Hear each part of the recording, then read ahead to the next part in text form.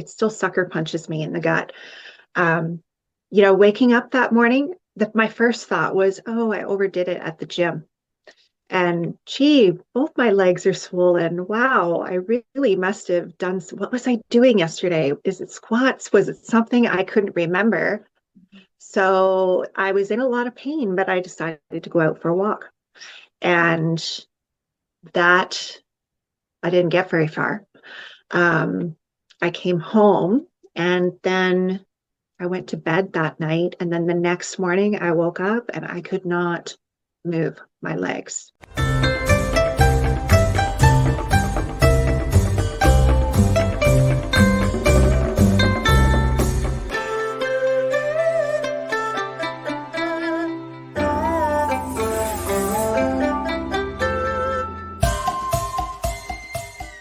Hi, I'm Sharon Landon, and welcome to Old Asian Lady. Today, my guest is Carrie Marshall. And thank you, Carrie, for joining me on my podcast today. Thank you so much for having me, Sharon, especially so early in the morning for you. Yeah, so Carrie is calling in from Canada. So can you tell us a little bit about your backgrounds, Carrie? Oh gosh, where do I start? Would you? That's such a loaded question. People always ask me that. I never know where to start. Well, my name is Carrie Marshall. I am or was a Canadian expat. I am a lot of things. I'm an artist, I'm a writer and an author. I work in the advocacy space for chronic illness and disability, and I'm a businesswoman. So those are the top ones that I'd love to highlight today. What did you do in Canada before you became an expat, actually? Wow. That's taking me way back, 23 years ago. Actually, I used to work at a art studio. I've been working in the art space for more than 30 years and was initially teaching art in the form of like wire sculptures and jewelry making. So I taught a lot of classes that involved working with crystals or with clay or with check glass, that sort of thing. And the classes were always a lot of fun. We called them, they were like little mini art classes where they were private classes. You could come in and you can drink and just hang with your girlfriends and learn a new form of art. And I did that for many years. I was also working with a bridal salon at that time, ironically, and this is a piece of information that a lot of people just don't know about me at all. So I was working with a Canadian bridal designer named Justina McCaffrey, and was hand designing custom bridal jewelry for her bridal gowns. So I had my tiaras and necklaces and earrings. Wow. And would custom make those for brides and design them to go with her gowns. So I did that for a number of years after university. I got a law degree and then decided, I think I'm more of an artist, and decided that I was going to focus on art for a little bit because it brought me a lot more joy. And art is actually what funded my move overseas to China. And I moved there in 2003 and taught in Northeast China from 2003 until 2006. I resurrected my singing career in China. I was classically trained as a child. So I went over there to teach and then ended up moonlighting as a lounge singer and on Beijing television for the Arts in Our Land competition. Oh my gosh, you're just a bag of tricks there. So actually, you left Canada when you were 27. Yeah. What were you hoping to find? I mean, why did you decide at 27 to go out in the world? And I've written about it extensively, and my journals are online. I took them from a journal format and actually ended up putting them online after a while. But whenever I look back at that, the things that I remember were just an eagerness to explore the world. My grandmother is or was an Ikebana artist, and she was really fascinated with Japan and China and Asian countries. And then my other grandma was really interested in um, Asian literature. Mhm. So when I had mentioned to her that maybe I might be going to Asia to teach for a year, I was thinking I was going to go and explore the world and do a little bit of traveling and see that part of the world and try and immerse myself in a different culture for a little while and see how I handled it. And I ended up falling in love with Asia, and 23 years later, Yeah. that's where I landed. So let's go back into your story about Beijing. Oh, was Mhm. Beijing where you were based then? O only in China? I chose to make it really hard for myself. I did not want to go to a large city where there were a lot of foreigners, even though there weren't that many back in 2003. I went to a city called Changchun, which is about 14 hours northeast of Beijing. It's Yeah. up near the Russian border near Harbin. It's where the Manchurian emperor was placed when Japan took over. They took him out of Beijing and moved him to Changchun. So when I moved there, I flew into Beijing and Mhm. had, back then the teaching jobs, you found something online, you did your interview over the phone, and then you were on your way. So I flew into Beijing and had these two men pick me up, and that was, what am I getting myself into? Yeah. We went to a hostel and spent the night at the hostel. And then I got on a train the next day and we took the train to Changchun. So that was a large city, the biggest city that I'd ever been to or seen in my lifetime at that time. And it was wonderful and strange and exotic. And I loved it. I just loved being out of my depth. Those first 6 to 8 weeks, especially, were really special to me because I didn't know anybody. And I was like truly on my own for the first time. I didn't understand the language. I remember going to the park and people coming up to me and trying to talk to me, and I didn't know what they were saying, but they were happy to fly kites with me and do things with me. It was just a really great way to explore my young adulthood. And unfortunately, I flew into a pandemic. That was when SARS exploded Oh, in right. I northern was in northern Shanghai at China. that time. Yeah. Hmm. So I think I taught for maybe 4 weeks, and then everything got shut down, and I got stuck there. So I'd already done the pandemic life when COVID came around. I've been there, Yeah. done that. But yeah, I loved it. After it didn't last as long as COVID did. It was Right. maybe 3 months that things were kind of a little bit slowed down there. Hmm. And then when things got going again, I got into teaching. One of the gentlemen that owned the school that I was working at was an American fellow named David, and he is from Georgia, and he is a wonderful singer. So we were out at KTV one night, one of the many delights in Asian culture. And he's like, "Oh my gosh, you can really sing." And he's like, "I've been singing all my life." And he said, "Your voice is insane. I can't believe how good your voice is." And he said, we should do the Arts in Our Land competition." And I'm like, "What's Okay. that?" And he said, it's they bring in all of these foreigners from all over China, and you go on stage and you perform in Chinese. And I said, "But I don't speak any Chinese." And he said, "Well, you better learn." So Seriously, you learned I the I learned lyrics of a Chinese. song. What And did you learn the lyrics of that particular song you're gonna sing? I learned Yue Guang Ai Ren by Coco Lee. Oh my goodness. Wow. Yeah, it backwards.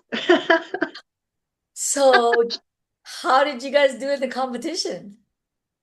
Actually, I placed third, which Wow. is, yeah, like I was the newest, like the most recently arrived in China.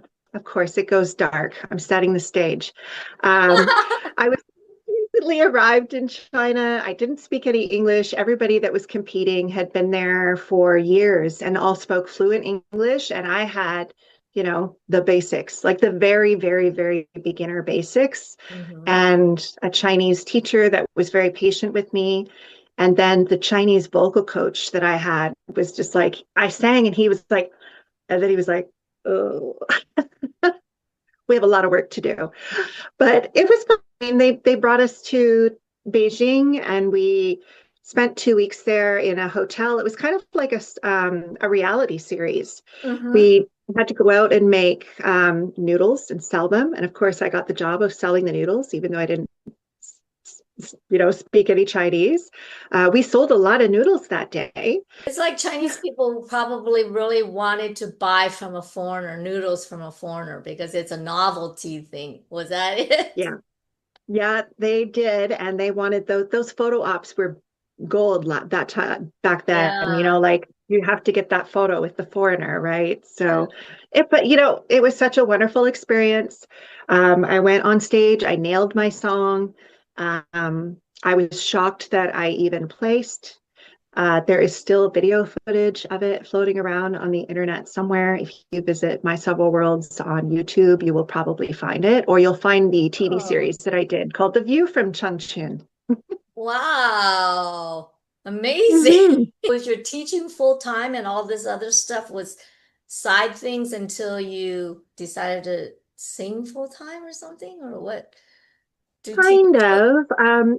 Yeah. So, back then, like back in the day in China, that the teaching weeks were short. It was only 18 hours a week, and most Oh, of the hours were on Saturdays and Sundays. So, technically, I was doing 2 8-hour days and then a couple of hours during the week, which was great. I had so much free time to explore and learn different things, and pursue singing and acting. wow.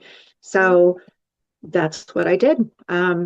And then towards the last 6 months that I was in China, leading up to the end of 2005, I was singing full time across stages in Changchun and Beijing and Guangzhou and Shanghai. Wow. So did you make a good living then singing, doing your tours and stuff? It's China, so I didn't do it for the money. Oh, Um, it's okay. okay. Like the money was not amazing or anything like that, but it was a wonderful experience, and Yeah. I enjoyed every minute of it. And every time I think about China, I still have that pull to China, Hmm. um, just as much as I have that pull with Taiwan. Did you come to Taiwan right after China? And I that was did. like just Well, one I another leg of your traveled for trip? 3 months. Yeah, Okay. I traveled for 3 months first and did that grand 3 month backpacking trip that everybody was talking about back in those Hmm. days. And then I moved to China or to Taiwan in 2006 and um, was working at a great school for a while, maybe 2 or 3 years. I don't know how many Graham English schools there are left, but if Carol and Queenie and those guys are watching, I'll give a huge plug up for Graham English School because they treated me like family. They were so wonderful to me. Um, they took me all around Taiwan. I got all of the experiences. They were basically my Taiwanese family, and I Hmm. was with them for 3 years. And then after that, I did another pivot and ended up going into publishing. And I worked at Live ABC Publishing and Ivy League Publishing, and I did some work for Studio Classroom as well with their DVDs, their English language DVDs, and with their textbooks and with their magazines as well. I was an editor and writer for them. Yeah. Wow, you really did a lot of stuff because I kind of remember when I first heard your name is it was connected to the Canadian Chamber of Commerce. Because when I first came to Shanghai, I mean not Shanghai, Taiwan, I was looking for what was available in terms of jobs and things like that, wanting to get back into the business world. I was really involved in that in Shanghai. and your name popped up, and were you the director? I'm one of those gals that just pivots everywhere, right? Yeah. My Chinese teacher always said, you've got your fingers in everything. Like you just master one thing and you move to the next. But yeah, I got pulled into the Canadian Chamber in 2013. They needed somebody to help them with their communications program, and then they learned that I build websites. So they ended up asking me to join their board of directors as the communications director. And then suddenly, like within 2 years, I was elected to chairwoman, which was not a position that I'd never had any intention of going for that position or anything like that. It just happened. It just happened that way. And then suddenly I was the face of the chamber from 2015 to 2018, 2020.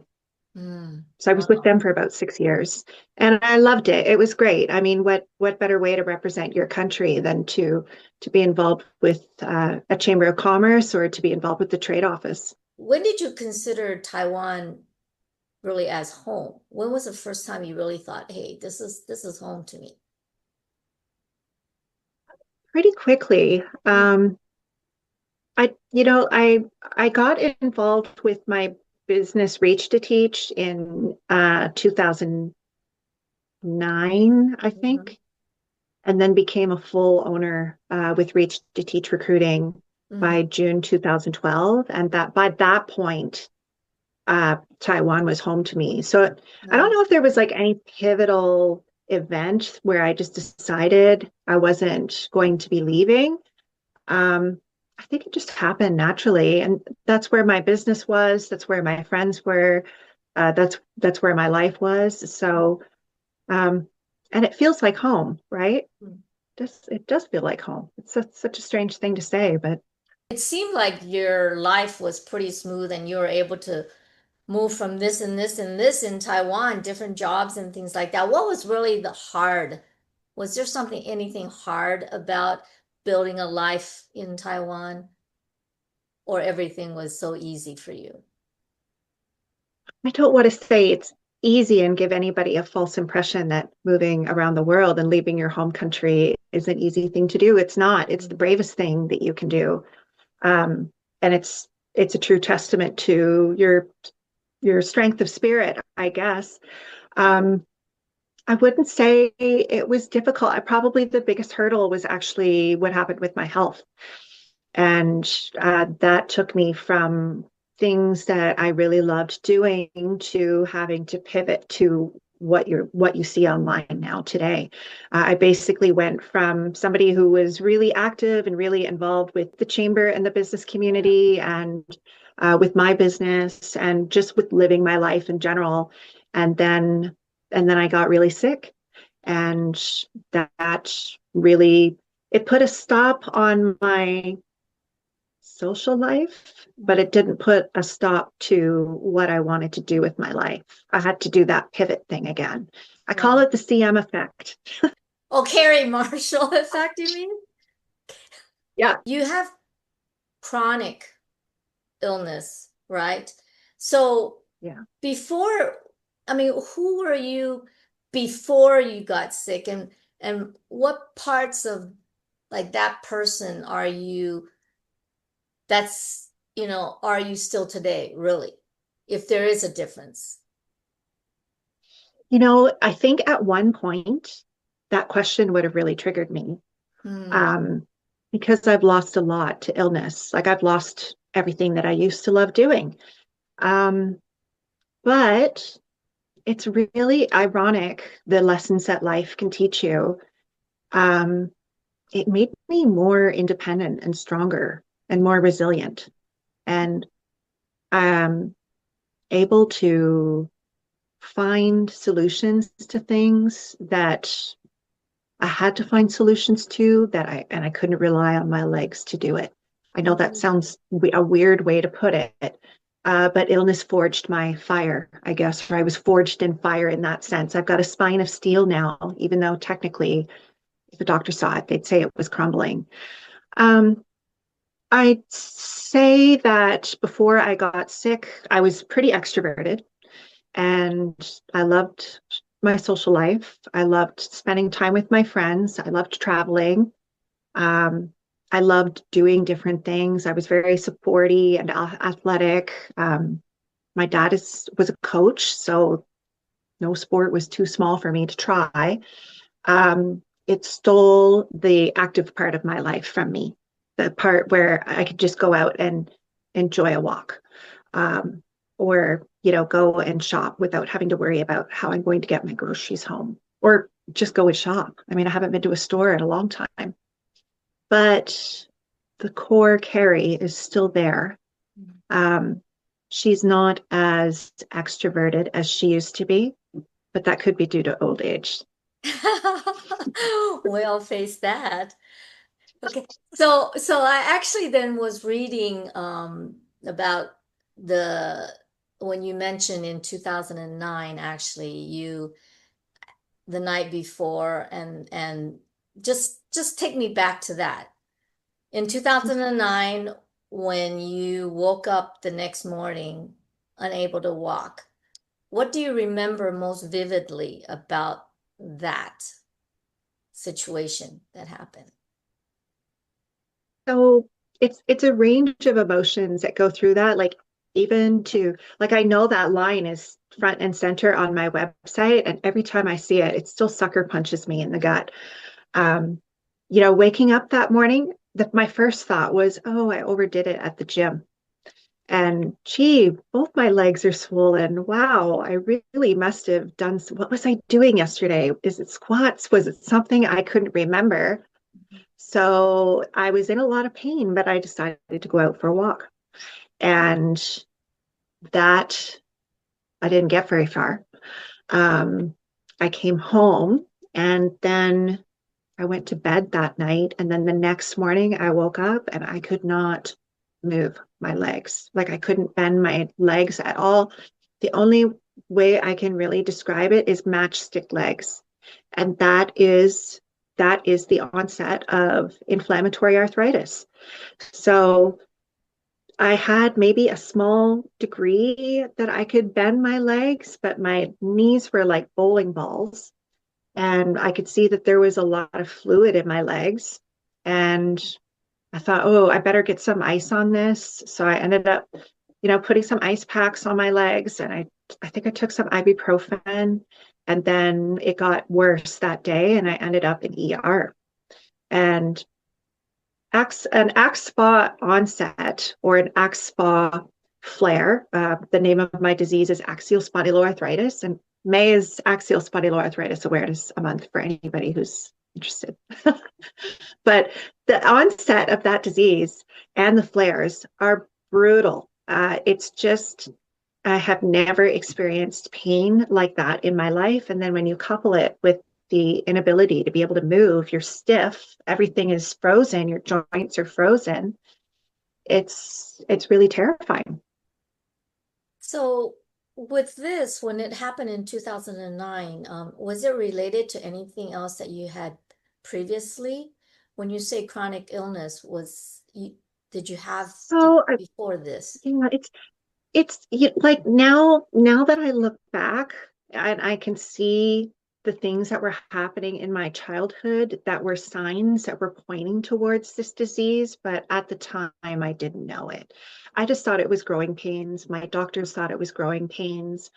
I get a really like it's axial disease, so it affects your skeleton. It affects your spine. It's in your spine, and then it affects your skeleton. It hits all of your peripheral joints. So I would get these horrible pains in my legs or my hips or my back. And people were just like, "Oh, you're 14. It can't possibly be as bad as what you're saying it is. You're imagining it." Um, and that's probably been the deepest wound, not the illness itself. Mhm. The deepest wound has been not being believed, Mm. not having people say, this child is in pain or this woman is in pain.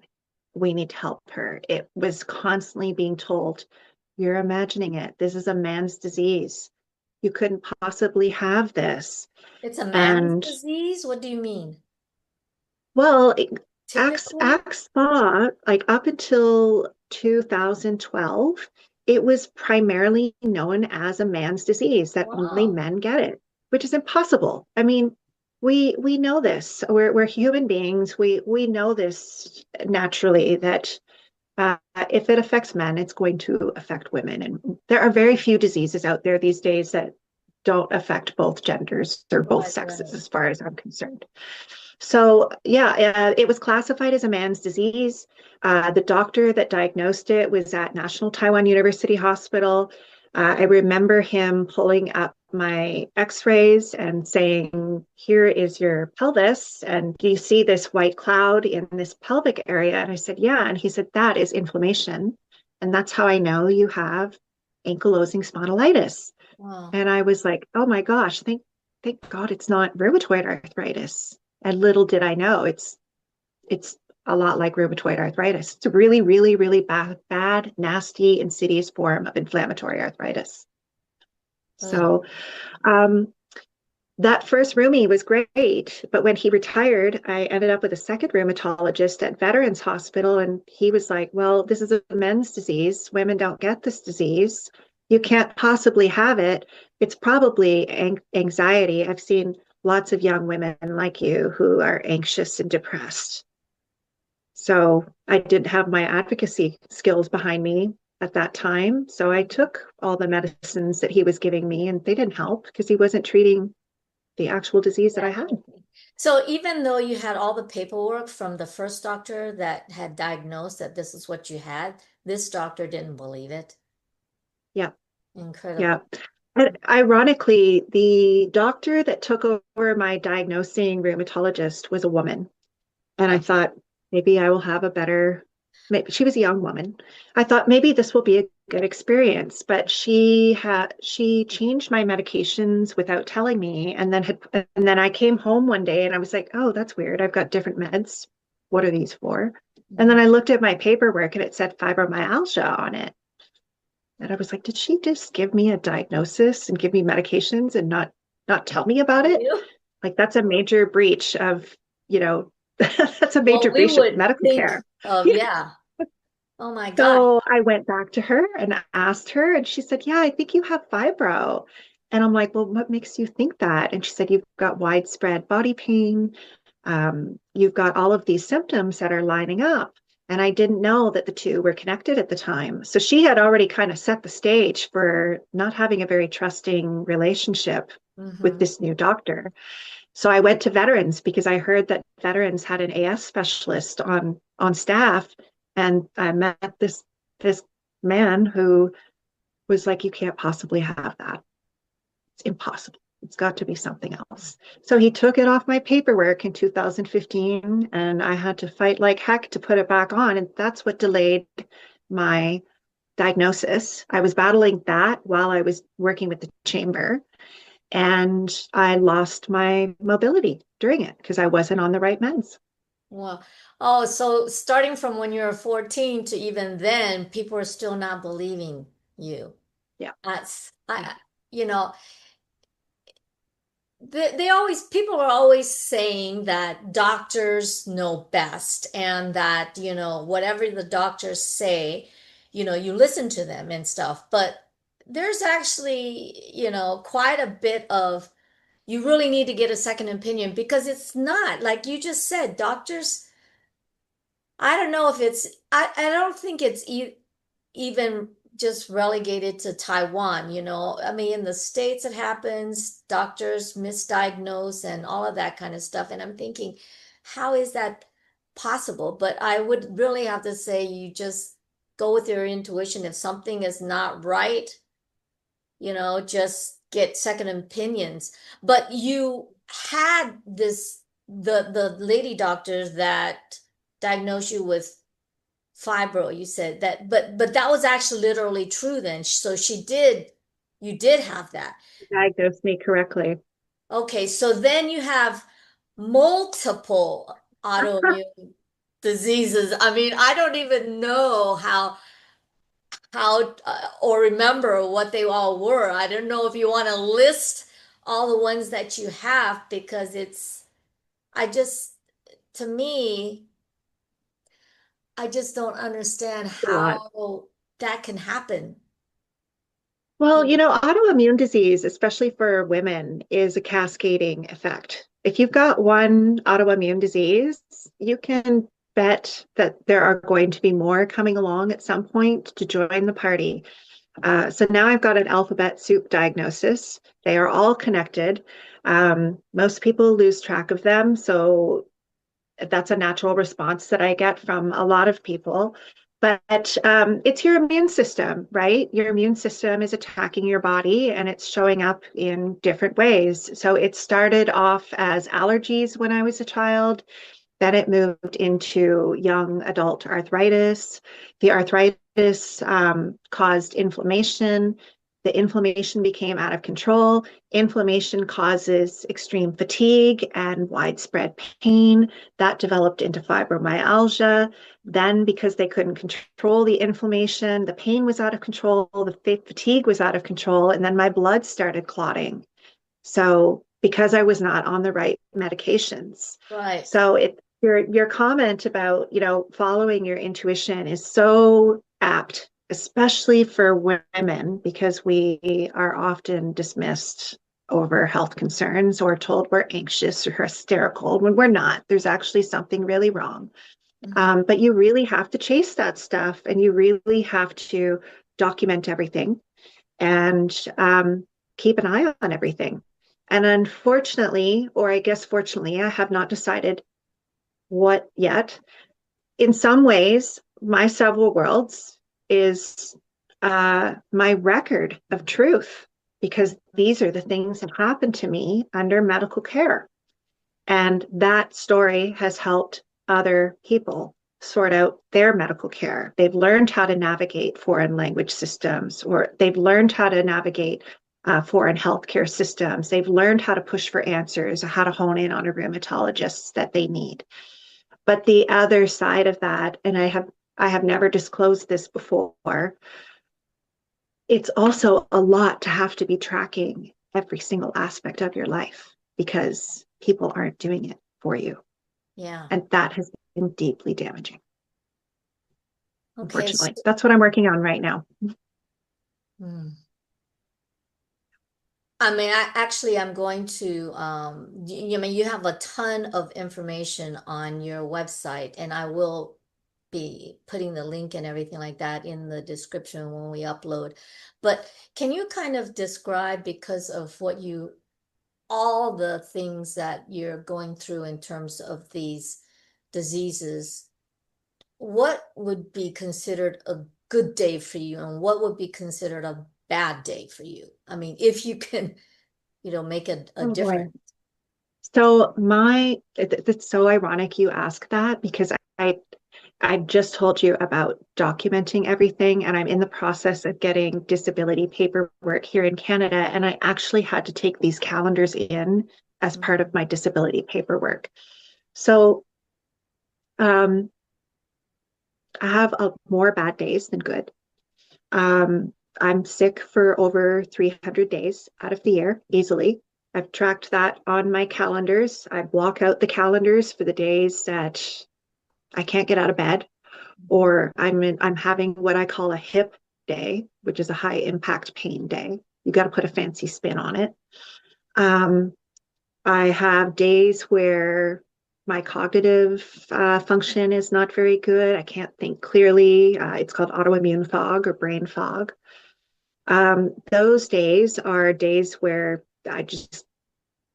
you have to rest. It's forced rest.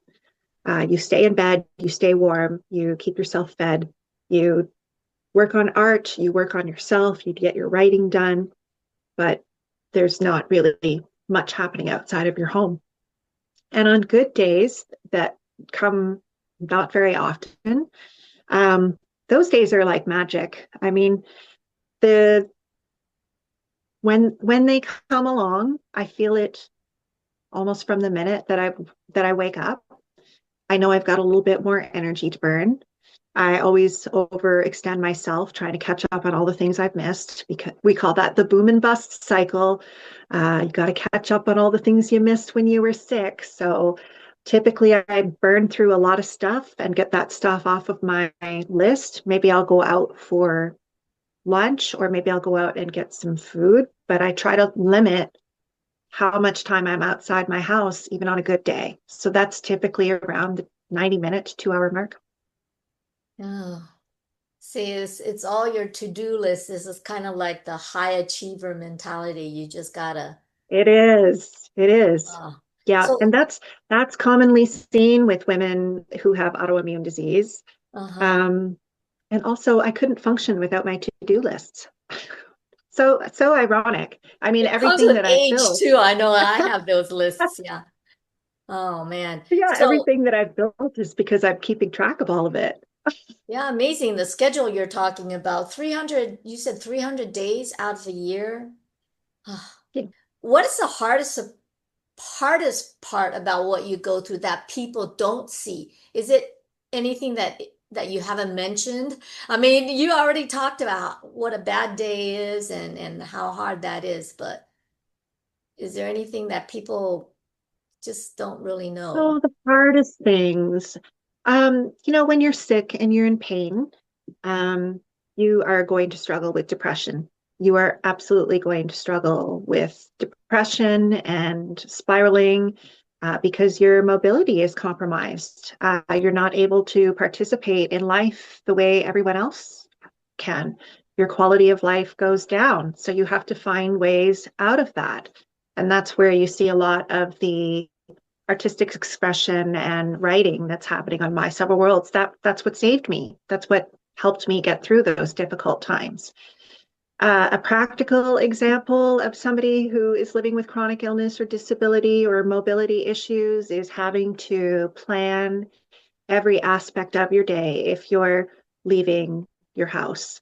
So one recent example that I can give you was when I was working with Crossroads on our disability inclusion campaign.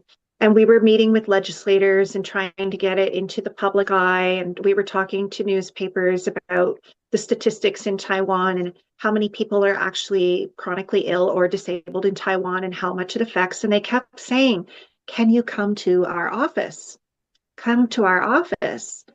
And I said, for me to come to your office is a nightmare just in itself. And then I've got to get through the meeting and then get back. So I've got to figure out getting out of my house, getting dressed, getting ready, getting out of my house, getting transportation to wherever I'm going. I'm looking at venues ahead of time to see if there are stairs, if there are any comfortable chairs, if there are any hidden floors that I need to know about, where the bathrooms are. There's a lot of things that you're trying to keep in mind when you're going somewhere. Then you've got to get through it, and then you've got to reverse it and come back. So that can be a lot. It can really get overwhelming fast, and it doesn't help that Taiwan is not accessible. It's actually even the hospitals are not accessible. If you Mhm. talk to people at the League of Persons with Disabilities, the stats that they could give you on Taiwan and the issues that they've flagged with the government, like 60% of hospitals and clinics are not accessible. Yeah, That which is that that amazing, stat blows my mind. Like it just blows my mind. Like for not just people with disabilities, but for like women who are having babies. Like, how can it not be accessible? Do you How think can it's they not because, have that infrastructure in place? yeah, I mean, for us, because we came from countries that are very accessible and they do that, but do you think normal people or regular people in Taiwan, I mean, would they have any idea that this is not accessible? Because I mean, there has to be people, a lot of people that are disabled, but would they even have the expectation that it should be accessible if they don't have the experience from There's it before? yeah, there's two parts that I could say to that. The first part is that everybody should be invested in accessibility because Mhm. everyone is going to be affected by it at some point in their life, whether it's short term or long term, whether you've broken your leg and you've got to struggle for a couple of months, or whether you have a long term disability. It is an issue that affects everybody. And it also affects 25% of the world's population. So that's a significant number. When you're looking at Taiwan population, which has an aging population, the stats go up. So it's something that everybody should be aware of. But ironically, the people, well, actually, it's not ironically at all. It makes sense. Women with babies, the people that I hear from, oh, I just took my newborn child out and was trying to get into the MRT, and I thought of you, Carrie, and here's a photo. Now I know what you're struggling with. They get it. Okay. They Yeah. get it.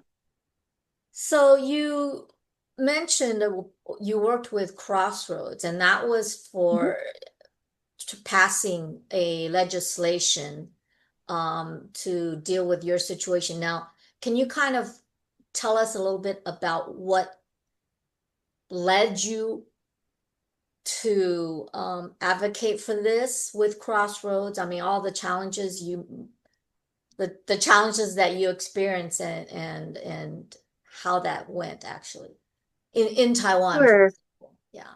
Yeah, sure. So I've been documenting patient stories on myseveralworlds.com for the entire time that I was in Taiwan. Um, and I was writing about the issues that are related to the Taiwan healthcare system and the lack of disability or the lack of accessibility for people who are disabled, and was writing guides on things that people can do to think ahead and try and make their lives a little bit easier. And a lot of people were sending me emails and saying, how do I get this? Or how do I get here? Or what do I ask for here? How do I navigate this system? So I had built up a little bit of a following with that. And then in 2023, my friend David Labal, who is in southern Taiwan, had posted something on Facebook about a French friend of his who was struggling with what they thought at the time was ALS. It turned out that he had SMA, which is a sister disease, but that's a very bad diagnosis to have. You're going to lose your mobility with it. So he was a Frenchman who had been living in Taiwan for 25 years. He was living in southern Taiwan. His spouse had passed away. His health was declining. He had a stepdaughter to help him, and that was it. And he didn't have any government support. And this is something that I had been pushing the government for in a long time, because from 2015 onwards, when I started losing my mobility, like, what can I do to make my life easier so I can keep participating in my life? Like, can I get a parking pass so I can go to work? Or, what kind of measures can we take to ensure that people can stay living in their lives instead of falling through the cracks? And I responded to my friend David and said, there is no assistance for foreign residents of Taiwan. Full stop. There is none. You are not allowed it. They will laugh you out the door if you ask. And I knew that because I'd experienced it. So David was really shocked. He said, I can't believe it. Like, he's really struggling. And I don't know what to do for my friend. So by that point, the Crossroads team had jumped on the post as well. David Chong at Crossroads, the Secretary General, he was like, what? This is a human rights issue. How can this be possible? This can't be possible. And he said, let's have a meeting. So we got on our first Google Meet call on March 23rd, 2023, and we started breaking it down. And David's right-hand man, Tim Chen, was really great at crunching numbers. And he said, I'm just looking at the basic stats that you've given me, Carrie, and this is affecting a large percentage of the population here in the expat community. Like, I think his numbers were like potentially 40,000 to 239,000 based on Taiwan's low estimates and the global estimates of people that could potentially be affected by disability. And he said, this is crazy that people can't get any kind of assistance from the government. So ironically, David Labol was friends with the legislator that helped us pass the legislation. So we ended up meeting with him and his team, and he said, yeah, this is a huge human rights violation. Let's start pulling in stories and start collecting as much information as possible, and then I will present it to the legislative event. So that's what we did. We pulled in stories from My Several Worlds. I'm an administrator for Type A Ladies. I'm one of the women that runs that group. We were pulling stories in from there. The number of women in Type A Ladies who had children that are disabled would break your heart. It just breaks your heart to see their stories.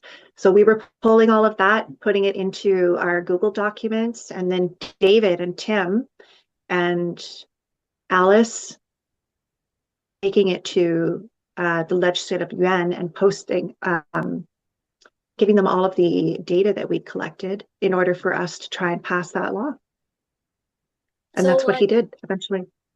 right. So for people that don't know, then what were the type of things that you weren't getting as a foreign expat that locals got that you wanted? Oh, You mentioned a parking pass, you mentioned um, accessibility.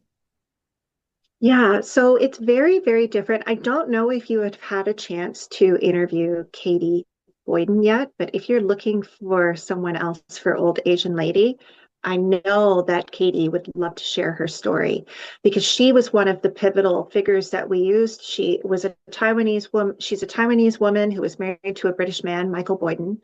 Mhm. Her father had also been disabled, so she had this unique viewpoint. She knew what her father was getting as a Taiwanese citizen and what her husband was not getting. Mm. So it's things like the handicap parking pass. Mhm. Um, when you have access to disability assistance in Taiwan, you get social workers. I had social workers that came to my home in December and helped me qualify for 35 hours of at-home care in order to help me living my life. That was not accessible to anyone prior to 2023. There are tax deductions that you can get. There are things that help with your medical expenses. You get additional support. So I had disability transport in my wheelchair to the hospital that I was able to use once. I used it in November and it was spotless. It was just, I don't even know why I made such a big deal in my head about it, but it was actually a wonderful service. And I could have used that in 2015. So those are all examples of things that myself and Katie, for example, was paying for Michael in order to get him to his hospital appointments. Okay, To so me, you'd think that that kind of thing would be set up for somebody who's gravely ill with something like Parkinson's or ALS or inflammatory arthritis. Those systems should be in place. is there a criteria for foreigners to be able to get that? And is there any other country comparable that would do what Taiwan just did in terms of providing this So, care? so the criteria initially, what the government started with, the Ministry of Health and Welfare, what they started with was reciprocity. So Mhm. they were basically saying, if Canada offers this to Taiwanese citizens or permanent residents, then we'll offer it to Canadian citizens. So they passed 7 nationalities to start with.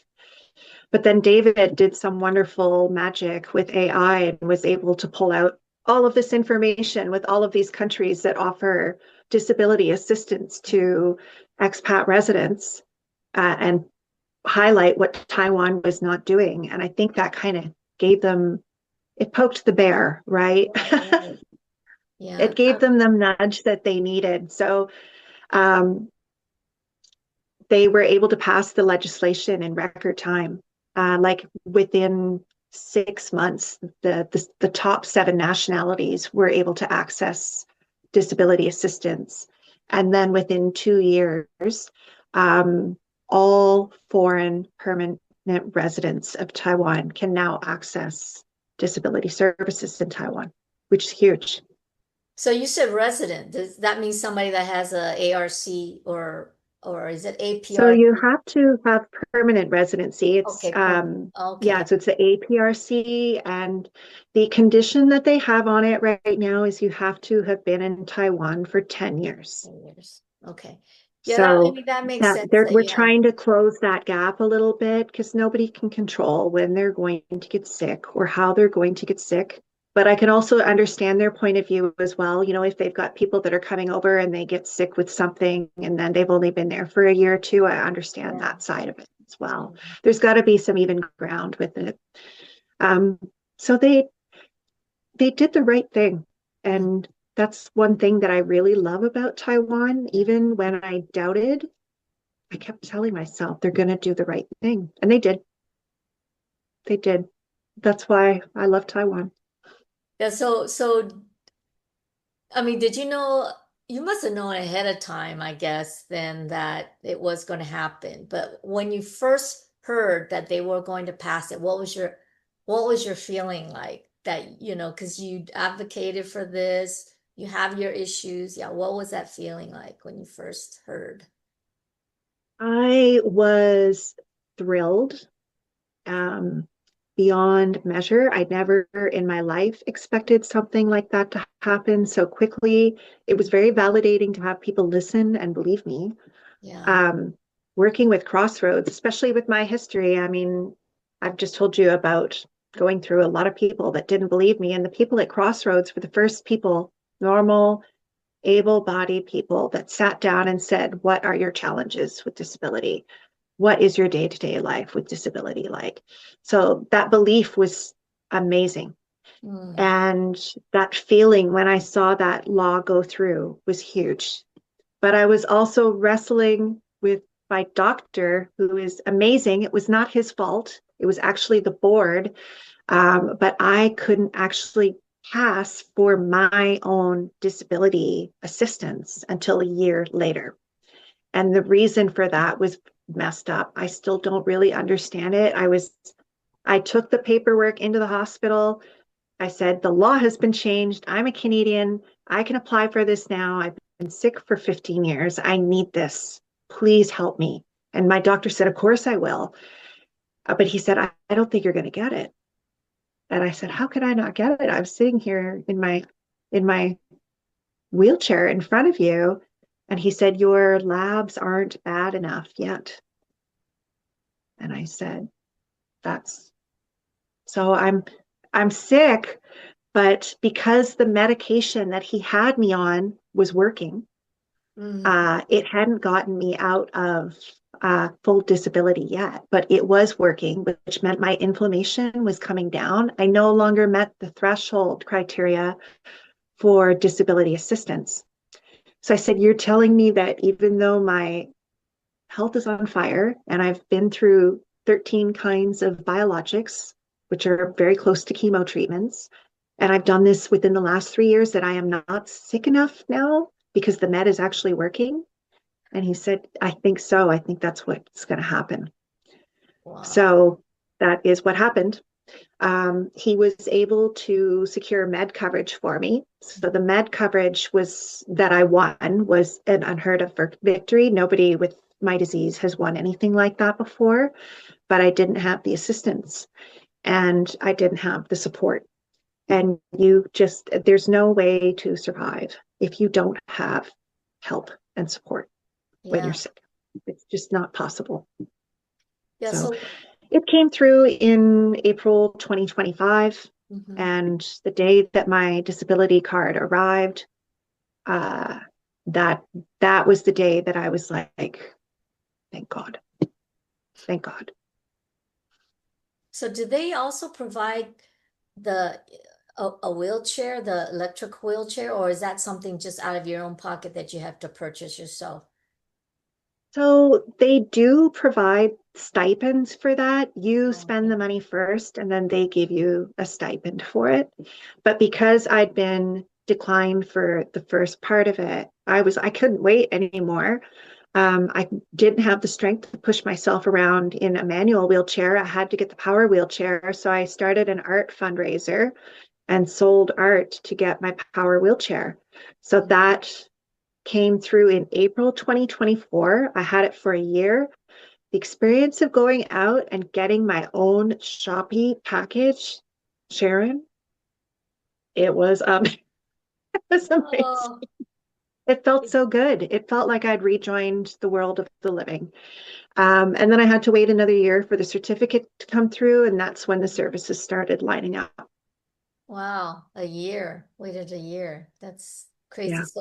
So you mentioned art, which Mhm. you had done when you were younger.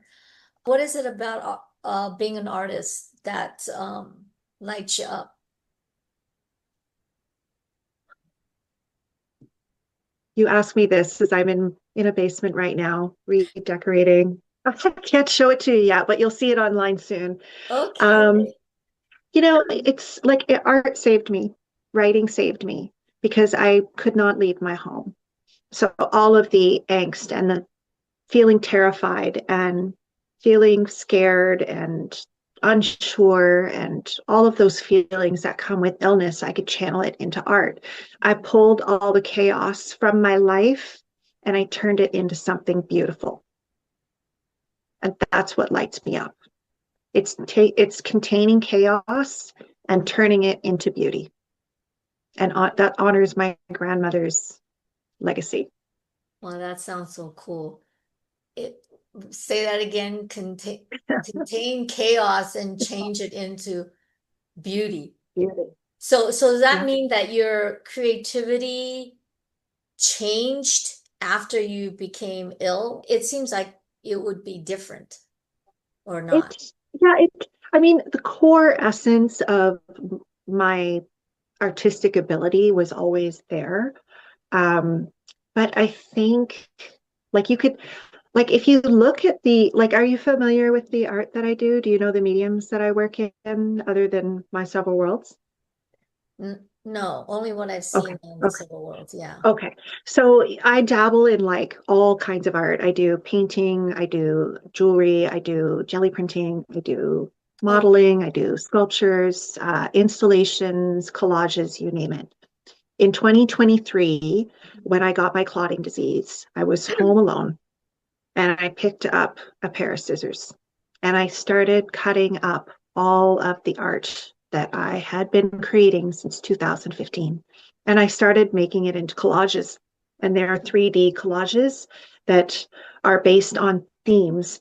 And this is the crazy part about my several worlds. I didn't even know I was building this at the time, but all this art has just arrived. And now I'm looking at it and going, oh my gosh, that was me throwing it all out there and living it, and I didn't know it. So I had created these collections. One collection is Memories of Asia. That was my 2025 collection. That has just arrived. I'm here in Canada right now. Did I know I was leaving Asia? No, I did not. But somehow that collection ended up back in my control. I did a Words That Lift series, which is a lower scale series for spoonies, people that are sick. I like to participate in card exchanges over the holidays and at different times of the year. So the idea is these collages, I can send them to a hospital. They can be displayed in a hospital room or in a senior's room or in a child's room, and it's easy art that you can display. It comes already framed and ready to go. So the Words That Lift is like an inspiring kind of uplifting collection. I have a Spondy Dragons collection that I created Bonnie for the Dragon. Spondylitis Association of Ooh, Society. I love dragon. Um, yeah, blue dragons and purple dragons for spondyloarthritis and for fibromyalgia. We've got like 10 different collections that actually just arrived in the last 2 weeks. And Wow. I look at these collections now and I just think, oh my gosh, like I did a strong women series, which is all done in really super bright, bold Sharpie, like which is the hardest marker to work with. And I did it on black backgrounds. So it really pops it's all a 3D effect. So it's got all of that shadow and light play with it. So yeah, I'd say my art changed a lot, especially as my health got worse. Mm. Did you ever get to a point where you were just so angry or at your body, at your health, at God or whatever, and just said, why me? Did you ever have that moment? Yeah, yeah, a lot. Um, and art pulled me out of it. anytime, as I said, it's that whole containing chaos. Anytime my mind started spiraling or I couldn't do something, um, I took it and I channeled it into Right, something beautiful, right, right. or I wrote it down. That's why you see so much. That's why there's 900 articles on my several worlds. Yeah, so the ones that you mentioned that are 3D stuff, are they're not on. I mean, I there's just so much stuff on your several worlds that I haven't gone through everything. But are those art available to see on there yet, or you have a separate website or something? I have three other websites. So I've got like a business portfolio website, and that's like the site where I do all of my business stuff. Like if I'm building websites for someone or if I'm helping them with their business. And Mhm. then I've got an art studio platform. I've taken that platform down for now because I'm not driving yet. I'm still going through a very volatile period in my life, but that future security is there. It has just arrived, Mm. and it will be up in my Pay Hip studio in the next little while. And I'm happy to send you some images if you'd like to see what they look like, or you Yeah, can visit my Facebook profile. It's all on my Facebook profile. I know you're channeling all your stuff through art and things like that, but for your own self, have the illnesses changed any way that you see yourself? Yeah. Um, it's such a strange feeling to have your body fail on you. Um, you can really get into some dark spaces, especially at night. Um, you can get really, really down on yourself. Um, I went through some really volatile periods, especially around 2015, right when I met that doctor who was saying I didn't have the disease that I knew I had. That was a really depressive episode for me. Um, but you have to pull yourself out of it. The only way to get through illness is you got to walk through fire to get to the other side. And you have to hope that there are better things coming. And with Axe Spa specifically, I've been advocating for this disease and for awareness around this disease for over 15 years. And I've seen a lot of things happen in those 15 years. We went from um, a disease that was only thought of as a man's disease that nobody knew about to a lot of people knowing what it is now.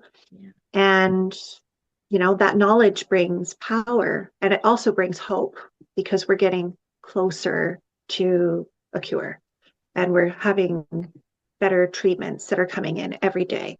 Mhm. The treatment that I'm on right now has allowed me to do what I'm doing now. I don't know how long that treatment will last, but I'm sure grateful for what I have right now. And I didn't have that with the other treatments. That's why it was such a jagged story for me. Yeah. 13 treatments and only one worked. Mm. Yeah, it's changed me a lot. Yeah. You have to have a good sense of humor. You have to be Yeah. willing to have some gallows humor.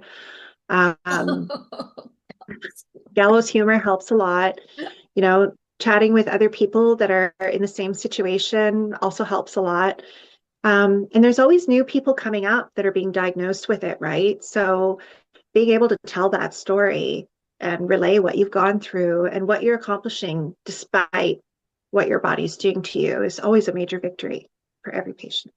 One person has all these different diseases. Do you feel like it was always around and people know about it now, or it's just more and more in these past few years, 10 or 15 years, that people get sick more often?